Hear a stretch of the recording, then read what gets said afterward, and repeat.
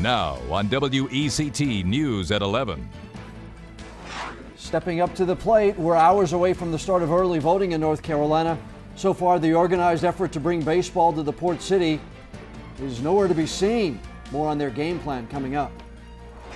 Vanished. Dozens of people searching for two North Carolina teens. Tonight, we have new details on their disappearance. A bit of payback, or a bite of payback. Hepatitis vaccinations turn into checks for diners at one local restaurant. How they're being paid back for their health scare. WECT News at 11 starts right now. In high definition, where news comes first. This is WECT News at 11. Good evening, everyone. Thanks so much for joining us tonight. I'm John Evans. And I'm Michelle Lee, in for Francis Weller tonight. Campaign 2012 coverage right now, less than a day away from the start of early voting in North Carolina. Starting tomorrow, you can vote in person for the November election. More than 350 early vote locations will open across the state. Now, we have team coverage tonight breaking down some of the issues that you could see on the ballot if you vote early starting tomorrow. Ashley Kozakowski reports on a pro baseball team waiting to throw their pitch tonight. And undecided voters in Brunswick County learn more about the candidates who also want your support. WECT's Ben Powell has more from a candidates forum that went on earlier tonight. Ben? Yeah, that's right, John. From county commission to Congress, candidates wanting to represent Brunswick County shared their views tonight at the Odell Williamson Auditorium. More than 200 people turned out to hear what the candidates had to say. On stage first, 3 men running for county commission seats. They agreed on most issues, including the need for long-range planning for capital improvements. In the second panel, candidates for state house and senate seats joined Dan Forrest, who is running for lieutenant governor. One disagreement on the voter ID issue. Danny Hefner says he believes it isn't fair to minority and senior citizen voters. Senator Bill Rabin, on the other hand, Hefner's opponent, says he supports it as a way to avoid voter fraud. We talked with both candidates afterwards. I think I have a pretty good grip or a knowledge, if you will, on what the people in eastern North Carolina needs and what the environment of North Carolina is. And how to deal with it. I absolutely refuse to play politics with people's lives. That is the main difference between Senator Rabin and I. He will toe a party line, I will not. It's up to you to decide for yourself. We've posted this story on our homepage, and we've made it easy to find the early voting location closest to you. Visit our website, WECT.com, then click on the Decision 2012 page and look on the right-hand side and click on your county. Reporting live in the studio, Ben Powell, WECT News. Ben, thanks. Now it's the battle over baseball as voters get ready to cast their ballots in the city of Wilmington. Get ready to hear and see more from both sides of the stadium referendum issue.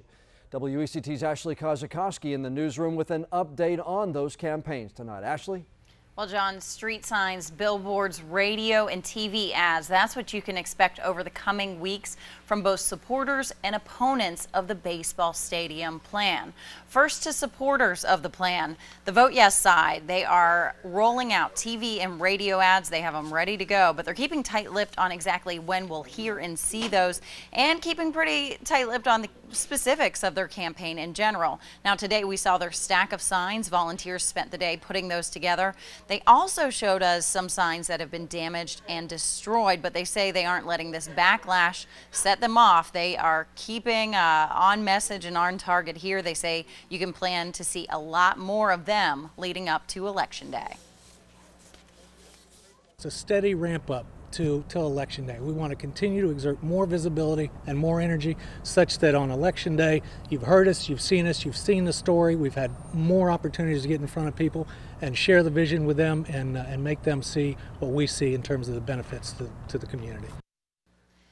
And meantime, the Vote No camp is going big. It's getting its message out there. Put up this billboard on Oleander near the mall. Now, volunteers from the group are also hoping to double the number of signs they have out on the streets. We know they are out there tonight putting out more signs, and supporters and opponents of the ballpark plan will have their chance to vote starting tomorrow.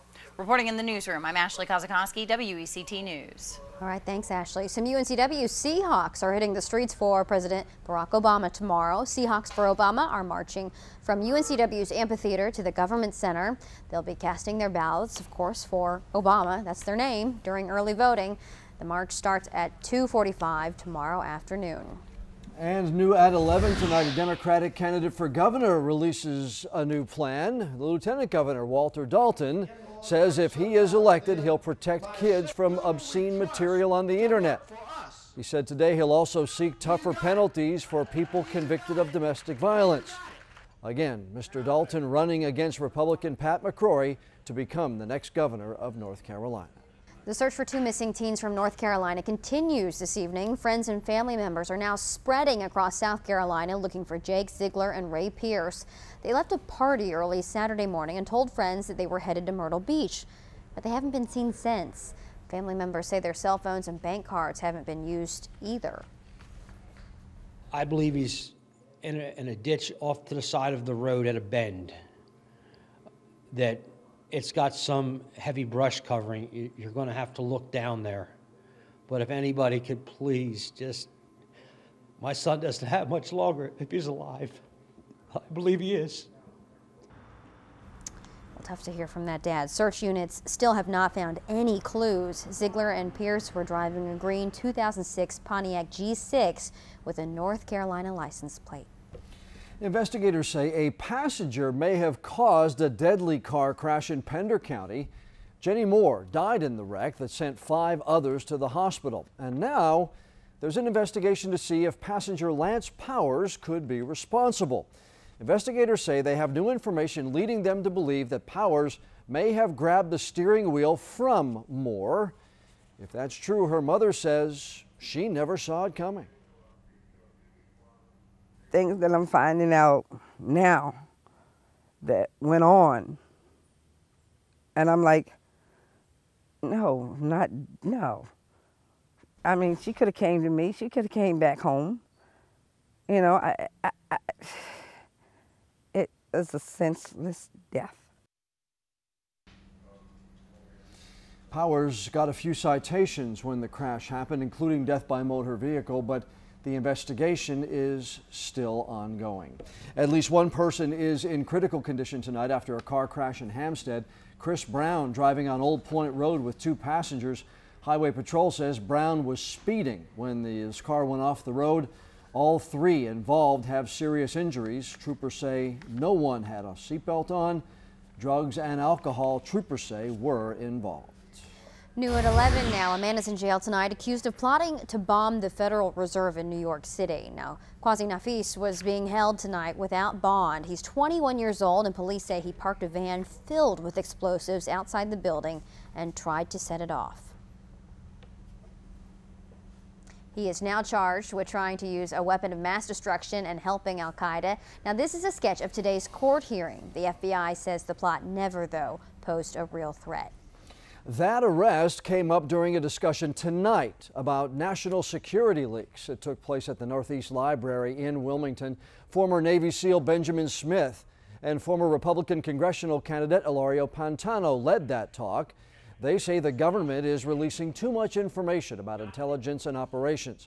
Smith is part of a group called OPSEC, made up of former Navy SEALs, CIA, and Special Operations members who are trying to stop those leaks. On that battlefield, Republican or Democrat, we all fight the same enemies. And if leaks cause us to fail in our mission, Americans die. Either we die out there on the battlefield or they get around us and they come here and kill anybody.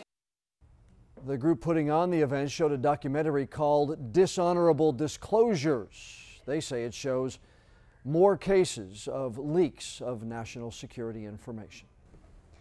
Coming up, payback for customers who needed a hepatitis vaccination after eating at a nearby Olive Garden. We'll show you what they're getting now. And also a double take. You might smell something offensive at the zoo, but you wouldn't expect to see something offensive. Not the case at a zoo in Missouri, though. Complaints about the decorations after the break, but first, Aisha Scott has a look at our Thursdays. Yeah, we're in for a chilly start for your morning commute for tomorrow. We're already in the low to mid 50s across the area, 54 in Wilmington, 52 in Whiteville, 52 in Elizabethtown. So coming up, we'll take a look at your full forecast, and also we may have a few chances of rain in the forecast for tomorrow as well. John, back to you. All right, as we head to break, we want to remind you to expect those delays on the Kafer Memorial Bridge for the rest of the week. Here's what you need to know as you head out the door. Lane closures 9 in the morning to 3 in the afternoon through Friday. Be alert. Don't be delayed.